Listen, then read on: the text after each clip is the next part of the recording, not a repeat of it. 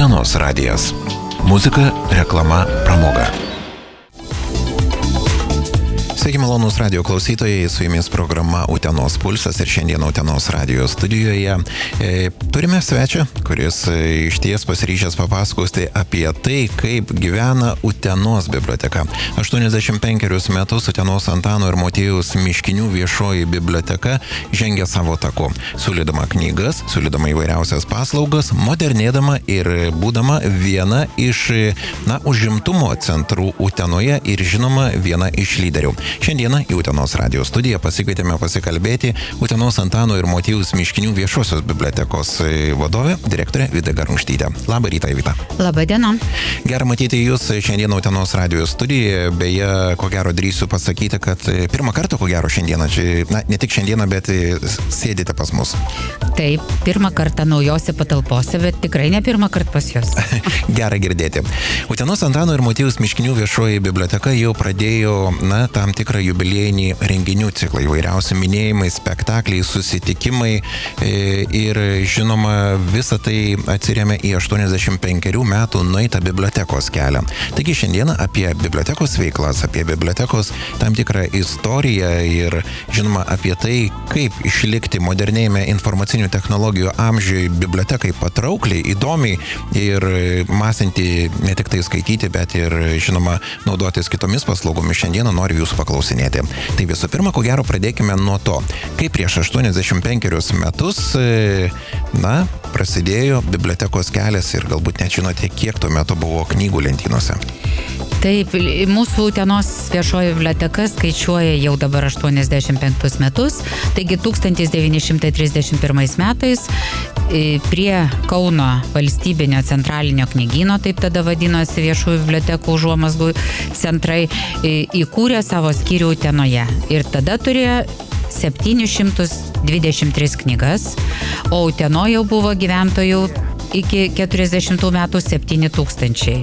Tai kai atsikūrė Lietuva 18 metais, jau 19 metais buvo sukurta ir nacionalinė biblioteka Kaune ir kūrėsi pakraščių bibliotekos, pavyzdžiui, Zarasų įsikūrė 26, kad duok Dieve kaip nors sulietuvinti tą kraštą, nes vis dėlto buvo Rusijos imperijos įtaka, jautėsi visur.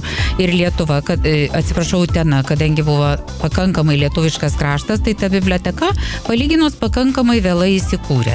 Ir pirmasis bibliotekos vedėjas Henrikas Raštikis buvo tuometinio garsaus Lietuvoje žmogaus brolis ir kaip rašė sovietų archyvai, kad savo pažiūromis beveik nesiskyrė nuo brolio. Be abejo, 40 metais jis pasitraukė už Atlanto ir ten pakankamai ilgai gyveno ir jau 40 metais buvęs visas viešosios bibliotekos fondas buvo sunaikintas. Galbūt archyviniai šaltiniai byloja, kokios tuo metu buvo knygos? Ta, ką leido Lietuvos leidyklos, buvo lietuvių be abejo klasika, Pranas Mašiotas, vaikų mylimas skaitytojas ir, sakyčiau, pakankamai nemažai buvo tų skaitytojų. Registruotų skaitytojų, man rodos, buvo arti 1000. Tai ta biblioteka buvo populiari tarp gyventojų. Galima teikti, kad net ir tam tikras, šviesuolių sambūris Utenoje buvo. Be abejo, ir ateitininkų knyginėliai, ir netgi kaimuose, Vyžonose, Kušneriūnuose, Saldutiški buvo viešųjų bibliotekų taškai, kur buvo išduodamos gyventojams knygos pasiskaitimui. Tai visais laikais viešoji biblioteka tarnavo šviesti žmonėm ir skatinti skaityti, daugiau žinoti, galvoti, gal sakyčiau, netgi skatina. Kaip toliau vystėsi istorija, tarkim, po antro pasaulinio karo, kada vis tik tai mes ir likome sovietinės okupacijos įtakoje Tarybų Sąjungos glėbyje, ar tuo metu buvo miręs kažkoks knygynas, atsiprašau, biblioteka? Taip, 40 metais, kaip sakiau, fondas buvo sunaikintas ir po karo 46 metais biblioteka jau vėl buvo atkurta, bet atkurta jau buvo visiškai kitais fondais ir visai kitais tikslais. Ilgą laiką buvusioje Sovietų sąjungoje viešosios bibliotekos buvo ideologijos tarnaitės ir buvo labai išplėtotas viešųjų bibliotekų tinklas, bet aš vis dėlto jau tiek metų analizuodama visų Lietuvos viešųjų bibliotekų istoriją, įžvelgiu ir pozityvą, nes 76 metais įvyko viešųjų bibliotekų centralizacija, masinių taip vadinamų, buvo įkurta klubai skaityklos po karo, bet 76 metais buvo pradėta kurti pakankamai gera, taip vadinama materialinė bazė, sutvarkytos bibliotekos ir jau apie 87 metus susikūrus sąjūdžiui viešosios bibliotekos daugumoje palaikė tą judėjimą, nes visada viešosiose bibliotekose pleveno laisvės dvasia, čia galėjai skaityti, juk galų gale labai daug knygų į Lietuvą grįžo ir per garsų bibliotekininką, rankraštininką Juozą Tumelį į Lietuvą. Tai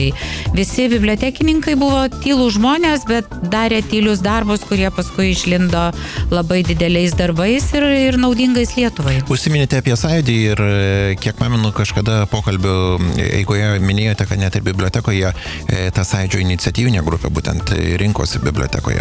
Iš pradžių taip, o paskui jie persikėlė, man atrodo, čia prie komjaunimo komiteto, kaip nebūtų arčiau, keista. kad būtų taip. Jo. Ir šiaip sąjūdžio žinias mes turim, nes kai Vilniuje išleido sąjūdžio žinias, mes jas visas rinkom, nes visiems tai buvo kaip gryno oro gūsis. Ašgi iš tų laikų žmogus, aš labai gerai viską atsimenu. Ir džiaugiuosi, kad įvyko tokie dalykai ir kad bibliotekos atsivėrė žmonėm ir Lietuvai paskelbus nepriklausomybę, iš tikrųjų viešasias bibliotekas Lietuvoje ištiko kita krizė. Tai buvo, sakyčiau, kapitalizmo cenzūra. Visi tau leido viską pirkti ir skaityti, bet viešosios bibliotekos maždaug nuo 92 iki 94 metų fondam atnaujinti eilutėje buvo 0 lėšų. Tai vat buvo tokis laikas ir netgi iš to laiko ir dabar mes jaučiam stygių tų knygų, pagrindinių leidinių, kurių iki šiol neturim. Ar nebuvo kažkokio tai, tarkime, kultūrinio tam tikro šoko, kada net ir Lietuvai atgavus nepriklausomybę buvo nubraukiamas dalis knygų, jos liko tam tikra ideologinė prasme bevertės, visiškai nereikalingos, o tuo metu dar nebuvo kažkokių naujų tiek idėjų, tiek istorijų kažkokių tai ir net ir ta pati Lietuvos TSR, tarkime, enciklopedija, buvo jau kaip ir nebelabai aktualijų, tarkim, reikalas. Jau nuo pat nepriklausomybės pradžios Lietuvoje leidyba buvo visiškai kita, bet yra ir kitas dalykas, kad visi leido, ką norėjo, ypatingai verstinė literatūra pirmoji yra prastos kokybės, nes irgi vertė visi, kas norėjo. Detektyvo aš esu gerbėja, tai negaliu labai blogai apie juos kalbėti.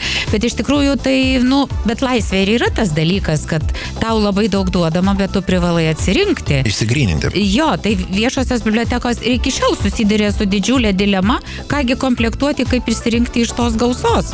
Tai čia ir atsiranda ta kompetencija, žinojimas, jautimas poreikio ir šiek tiek žengimas, netgi šiek tiek į priekį ir klausimas kitų kompetitingų žmonių. Tai čia tų knygų, kad mes atsisveikinom su TSRS istorija ar su TSKP istorija, tai nieko tokio. Manau, kad ir gerai, nes aš pati prisimenu tuos laikus, kai Lenino raštų didžiuliai tomai iškeliavo į makulatūrą, bet po vieną egzempliorių viso to laikotarpio leidinių mes tikrai turim ir politologai studijuoja, politologijos studentai ir tikrai mes turim ką pasiūlyti ir iki dabar turim. Ir, čia tas laikotarpis, tu jo niekur neišbrauksi. Šiais metais teko lankytis Ohajo valstijoje, Lexingtono viešoje bibliotekoje. Jie turi didžiulį kambarį sovietinės literatūros atkeliavusios iš buvusios Tarybų sąjungos. Gal net pavadinčiau salę. Tai reiškia, žmonėm įdomu vis tiek tas laikotarpis, kai šeštoji pasaulio dalis gyveno atskilusi nuo kažkur tai ir kūrė savo rojų, kuris buvo niekam nerojus, iš tikrųjų pragaras tik keliems žmonėm galbūt šiek tiek sutrikusios psichikos, tai manau, kad negali išbraukti 50 metų iš gyvenimo. Apie jūsų kelionės ir interesą aplankyti kuo daugiau pasaulio bibliotekų mes dar truputėlį pakalbėsime, bet iš tikrųjų, biblioteka, kaip ir jūs minėjote, susidūrė tokio kapitalizmo esmė, laisvės pojūčio esmėje ir su daugybė kitų iššūkių. Ne vien tik tai tas nulis pinigėlių eilutėje, kada nebuvo finansuojamos naujos knygos ir iš tikrųjų galbūt niekas labai ypatingai nepasikeitė.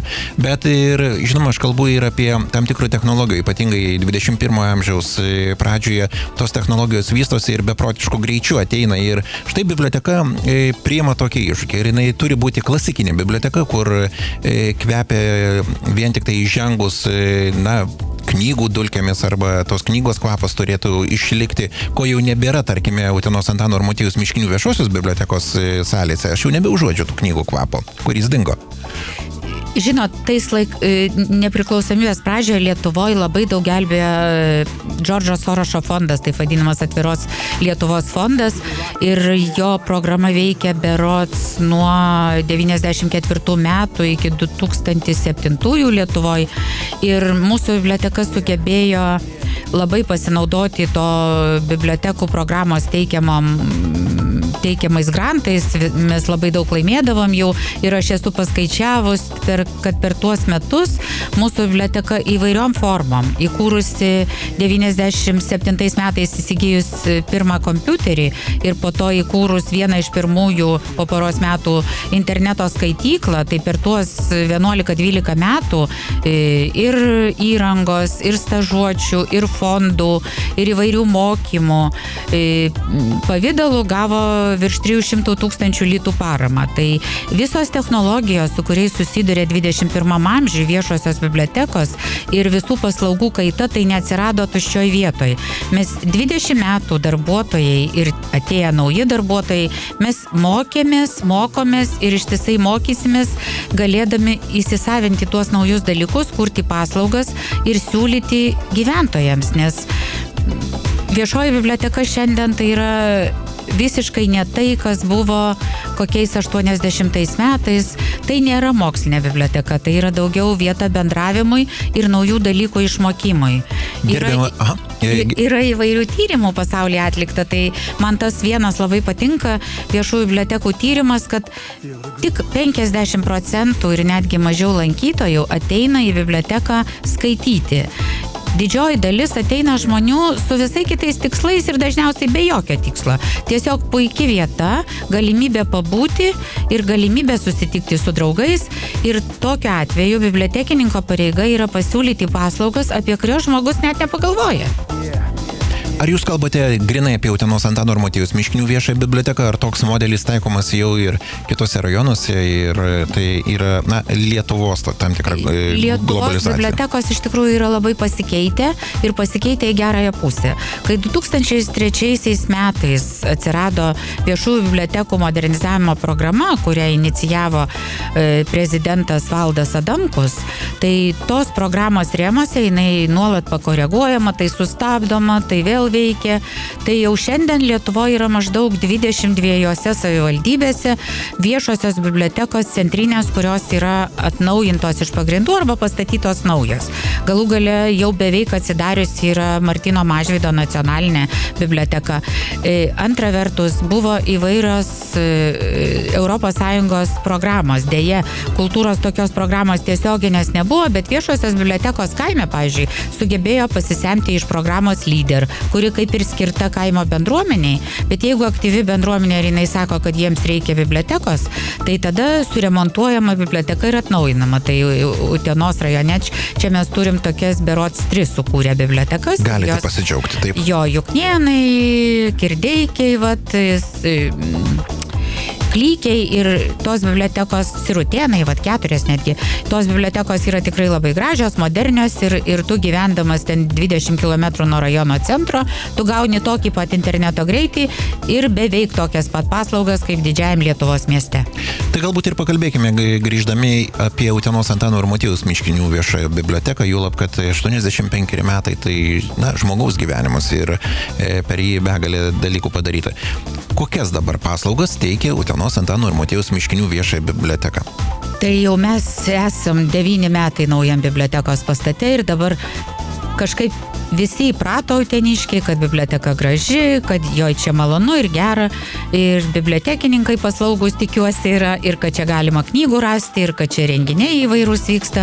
Tai lyg ir viskas įprasta, bet iš tikrųjų tos visos veiklos reikalauja labai didelių piniginių sąnaudų, kurių be abejo iš savivaldybės, tu tiesiog negali tiek paimti, nes ir honorarai yra dideli, ir technologijos daug kainuoja, tai vėlgi atsiveria įvairūs fondai ir darbuotojai, kurie turi sugebėti paimti iš tų fondų pinigus, įrodyti, kad jų projektas yra geriausias, kad jų idėja yra geriausia ir projekto principų pažadėti, kad vėlgi bus įgyvendinta tiksliausiai ir tik tokiu atveju projektas yra finansuojamas. Tai nėra 91-95 metai, kai tų projektų rašyti niekas nemokėjo ir kai aš dabar lyginu to laiko projektus, tai jie labiau panešėja į laišką, o ne į projektą, o dabar tai iš tikrųjų rungtyniauja kompetencija ir idėjos.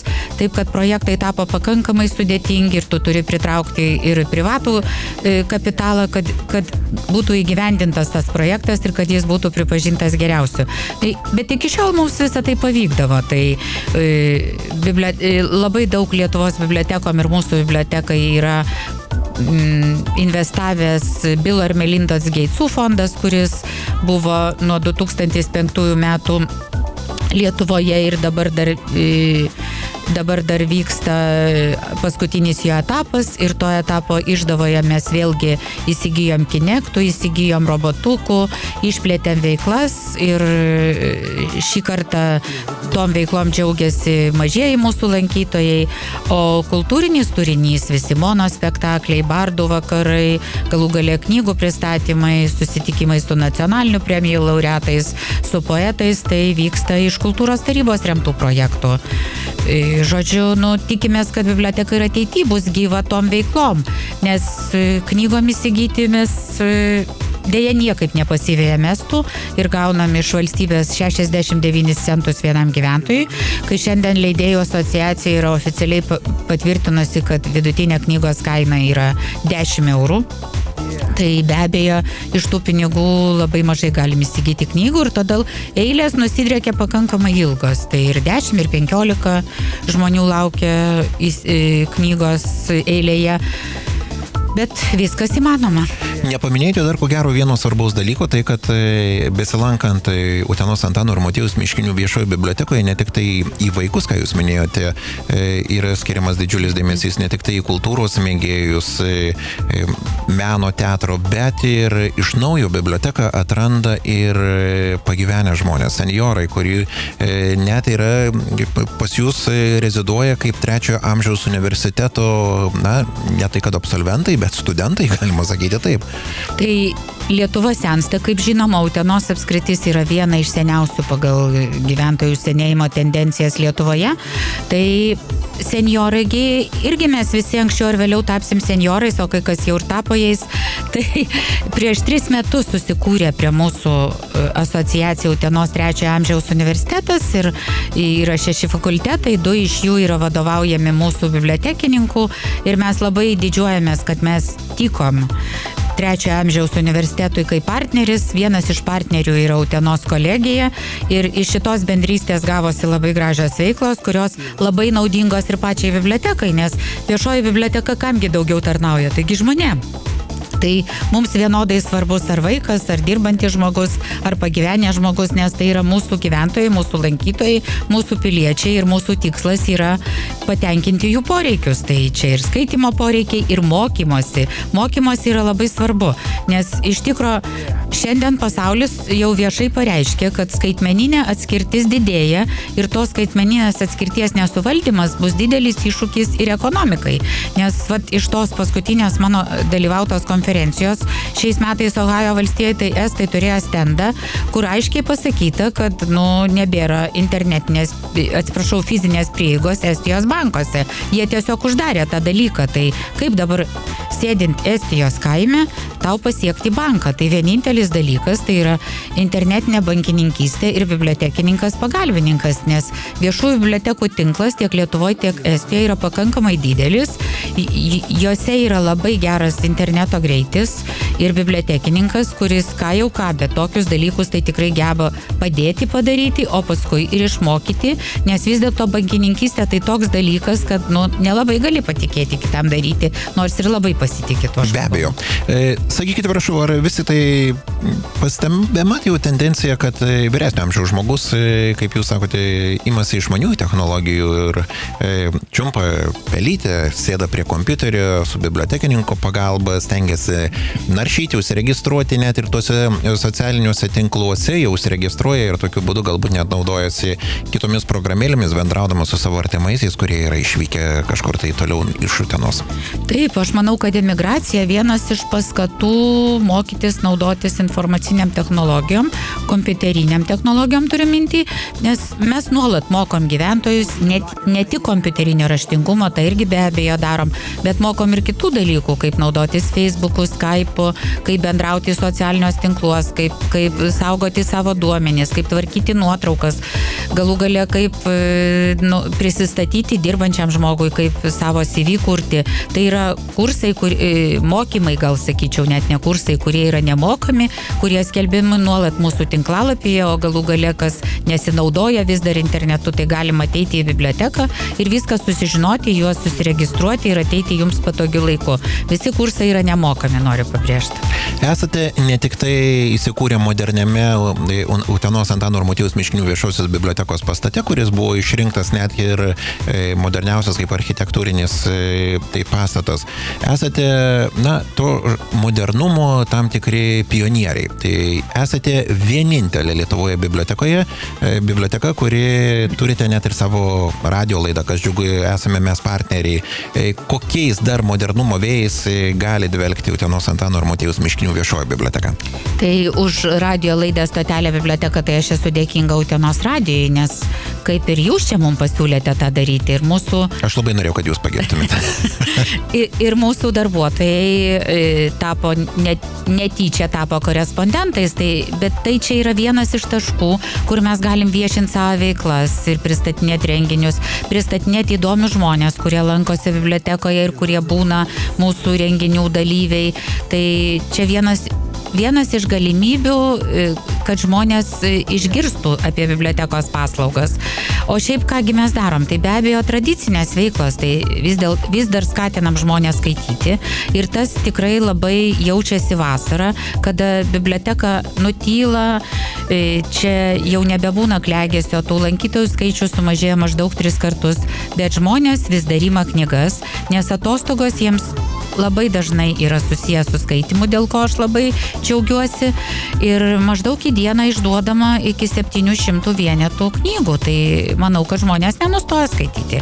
Toliau kągi mes darom, kaip sakiau, tie mokymai, susitikimai su rašytojais, su aktoriais ir monospektakliai, tie, kurie telpa mūsų bibliotekos scenoje, yra įvairių mokymų, kaip sakiau, ir skaitimas be abejo, susitikimai, parodos. Kiekvienas menininkas arba laikantis save menininku gali pas mus kreiptis ir galerijoje eksponuoti savo darbus. Tai yra irgi visiškai nemokama ir biblioteka dirba nuo ryto iki pakankamai vėlaus vakaro, iki 19 valandos.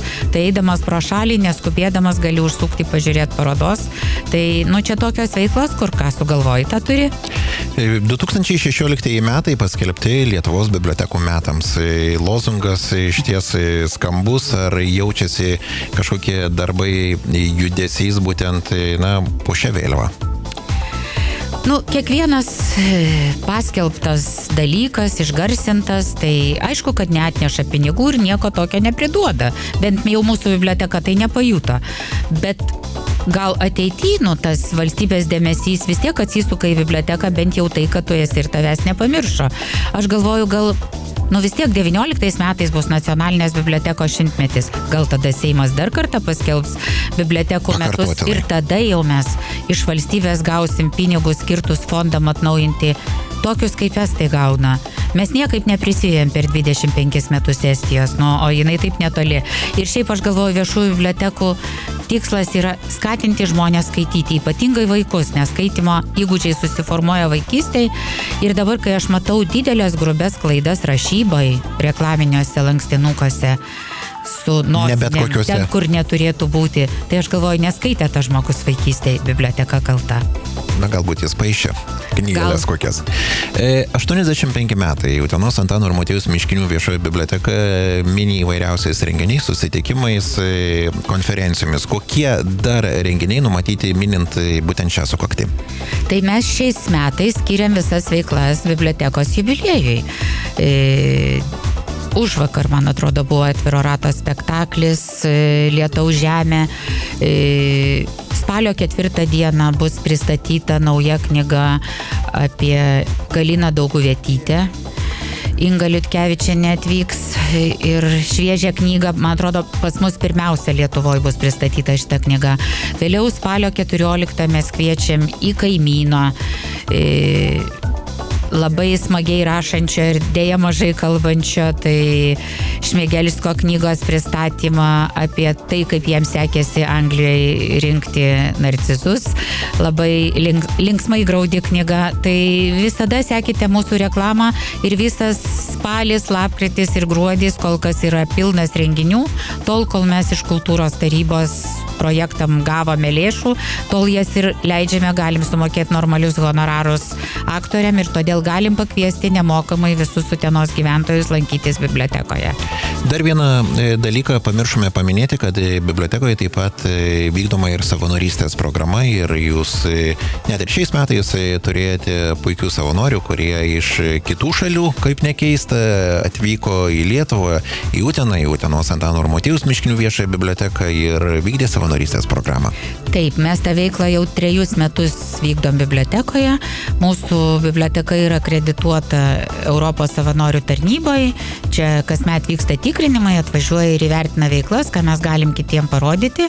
Ir ta savanorystė tai toks yra mokymasis ir mums, kadangi mes bendraudami su savanoriais iš kitų šalių mokomės anglų kalbos, nes neturi kitos kalbos bendravimui, tik anglų. Galų gale savanoris atvyksta su savo šalies tradicijais, pristato savo šalį ir mes sužinom daugiau apie tą šalį ir apie tą regioną, iš kur žmogus atvyko. Antra, savanoriai, kurie atvažiuoja į mūsų biblioteką, jie išsirenka mūsų biblioteką iš daugybės ES šalių ir vietovių.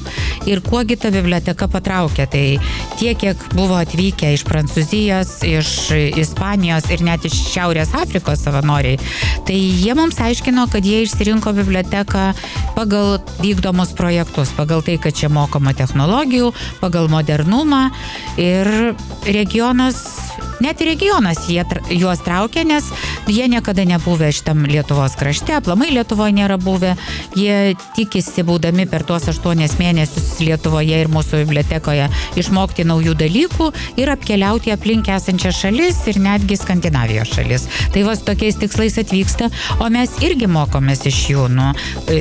Pavyzdžiui, birželį išvyko mūsų savanoriai atgal į Prancūziją ir į Ispaniją, ir Ispanijos regionas yra, kaip nebūtų keista, Šiaurės Afrikoje, Cuenca, tai yra anklavas, kuris buvo sukurtas po Antrojo pasaulinio karo ir ten gyvenantis Rafaelis buvo mūsų puikus savanoris, kuris labai puikiai išmoko lietuvių kalbą ir kuris apkeliavo turbūt visas Utenos ir miesto ir rajono mokyklas, pristatinėjo robotukus, pristatinėjo savo Ispaniją ir abu ir iš Prancūzijos Anelį mokė prancūzų kalbos, buvo kulinarijos vakarai, žodžiu, pagyvino tą veiklą mūsų bibliotekoje ir mums linksmiau būna. Ir jie tampa tam tikri bibliotekos ambasadoriai.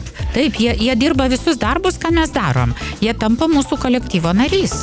Jeigu užsiminiau apie ambasadorius, tai, ne veltui Utenos Antano ir Motiejaus Miškinių viešoji biblioteka turi taip pat ir savo ambasadorius. Kalbu apie žurnalistą, visuomenininką Andrių Užkalnį, apie lenktynininką Benediktą Vanagą. Kokiegi dar ambasadoriai planuojami artimiausiu metu būti išventinti į bibliotekos tokius skleidėjus?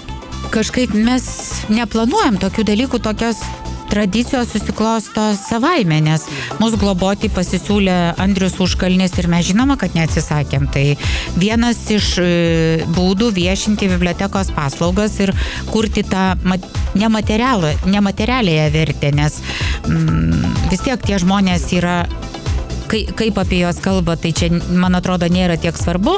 Jie yra žinomi, jie yra aukštai vertinami, jie yra žinomi įvairiose medijose ir bibliotekos globėjas tai prideda vertės ir pačiai bibliotekai. Na ir žinoma, belieka tik tai viską apibendrinti ir pasakyti, kad Utenos Antano ir Motiejaus Miškinių viešoji biblioteka visus šios metus švenčia ne tik tai Lietuvoje paskelbtus bibliotekų metus, bet ir žinoma savo gražų ir nuostabų jubiliejų. 85 metai mūsų Utenos krašto bibliotekai, kuri kviečia kiekvieną dieną skaityti knygas, prenumeruojamus laikraščius perversti, parašyti elektroninę žinutę, išmokti, galbūt susisiekti su kitomis tolimos šalyse gyvenančiais žmonėmis, kurie yra išvykę ir dalyvauti įvairiausiuose organizuojamuose renginiuose. Direktorė Vida, sakykite, o ką dar galėtumėt pasakyti tiem žmonėm, kurie galbūt neatrado dar bibliotekos? Aš manau, kad jiems vis tiek reikėtų kokią vieną dieną įsidrasinti ir užeiti, nes tas dalykas, kad bibliotekoje nieko nėra, kad čia darbuotojai pikti, tai jau seniai turėjo išsitrinti iš jūsų galvų, nes bibliotekoje yra labai daug dalykų ir jeigu eilė yra prie knygos, tai ta eilė yra virtuali, nes mūsų visas knygas galima rezervuoti internete ir jeigu tuo metu knyga yra paskaityta, tai kai jinai grįžta, ateina žinutė į jūsų elektroninį paštą ir jinai laikoma bibliotekoje ta knyga 5 paras. Taip kad dabar čia tokio dalyko kaip skambinėti arba eiti klausti, ar dar nėra mano knygos, tai jau nebėra. Žodžiu, rezervuojamos internetu ir visas katalogas yra matomas ir prieinamas. Bibliotekoje yra įvairių veiklų įvairiem poreikiam, tiesiog reikia ateiti į biblioteką ir tai yra ypatingai nutolusiam nuo centrų mieste, vis dėlto 100 km iki Vilniaus yra atstumas, tai viešoji biblioteka yra labai svarbi ir čia laukiame visi žmonės ir čia galima ir nieko neveikti. Taigi tie, kurie neatradote dar bibliotekos, priminsiu adresą Maironio gatvė 12, Utena, Utenos Antano ir Motiejaus Miškinių viešoji biblioteka. Džiaugiuosi, kad šiandien Utenos radijo studijoje svečiavosi ir Utenos Antano ir Motiejaus Miškinių viešosios bibliotekos direktorė Vida Garungštytė. Ačiū Jums už pokalbį. Ačiū ir laukiam atvykstant. Utenos radijas. Muzika, reklama, pramoga.